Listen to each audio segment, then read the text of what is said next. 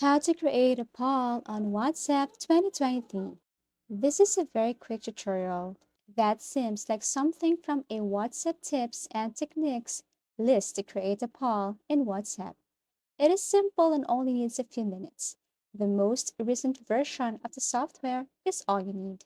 Launch the WhatsApp application, click the three dots here, and then go down and click New Group. Now here, you can just tap the persons or the people that you wanted to be part of your group. For example, ChatGPT, C, and Bernabe. Then tap the green arrow, create a name for your group. For example, my team. Once done, click check. So here is your chat box. All you have to do is to click this one here to create a poll.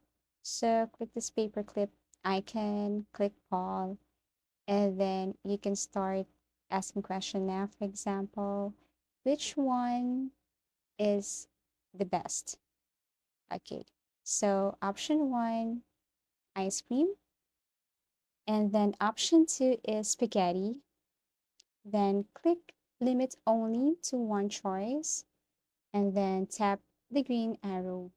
So this is how you make a poll on WhatsApp. So you can also, to vote, just tap the answer. You can also view votes here, tap this one, and then that's it. That's how easy it is.